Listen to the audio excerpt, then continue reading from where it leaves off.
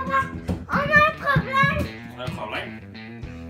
Les vêtements de chasse plus partout dans la maison. Comment ça, mes vêtements de chasse plus partout dans la maison? Ça pue partout dans la maison. Mais non, ils sont bons, mes vêtements.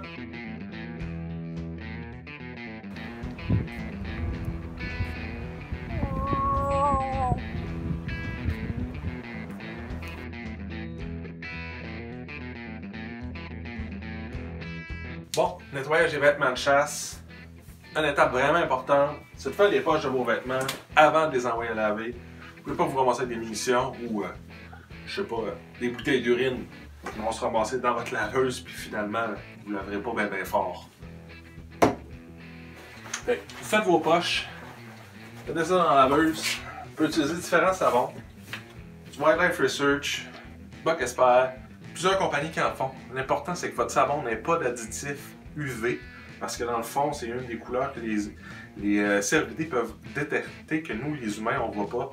C'est les couleurs UV. Dans le spectre, passé les bleus, ça pourrait être un élément de détection. Alors, on va utiliser quelque chose qui est adapté à votre laveuse. Moi, j'ai des laveuses HA, fait que j'ai un produit qui est HA.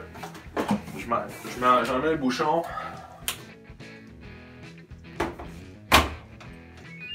Speed wash.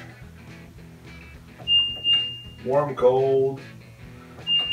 Extra soil. On est parti. Une fois que vous avez lavé vos vêtements aussi, c'est important de les mettre dans un bac. Vous pouvez ajouter des branches de sapin ou de cèdre à travers vos vêtements pour qu'ils sentent le sapin et le cèdre. C'est bon pour prévenir les odeurs de nourriture.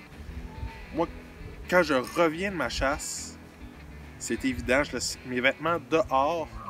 Je les rentre seulement après avoir fait à manger puis ces affaires-là pour pas les contaminer avec des odeurs de la maison. Puis je vais les amener près du poêle où il y a moins d'odeurs de nourriture pour qu'ils sèchent. Maintenant que nos vêtements sont propres, il faut maintenant penser à nous. Nos odeurs corporelles. Moi, personnellement, je me lave avec des savons anti-odeur avant la chasse, puis je me rince à l'eau, puis je mets des antisudorifiques sans odeur faits pour la chasse. Quand j'arrive sur le terrain, après mes déplacements, j'utilise du scent killer. Ça pourrait être aussi les bouteilles d'odeur de forêt, etc. Ça fait très bien le travail. Vous recouvrez le corps, des endroits qui sentent mauvais. Ça détruit les odeurs. Et ça les remplace par quelque chose qui est non perceptible. Puis après ça, pour les plus fervents, vous pouvez utiliser de l'urine. Un autre outil de la gestion des odeurs, lorsque vous allez en forêt, c'est votre attitude par rapport à vos déplacements. Prenez le temps de vous déplacer tranquillement.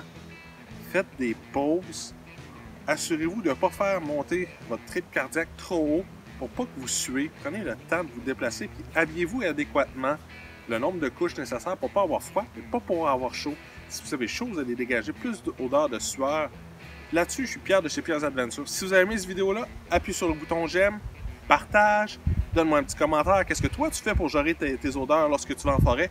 Et là-dessus, on se revoit dans un prochain vidéo.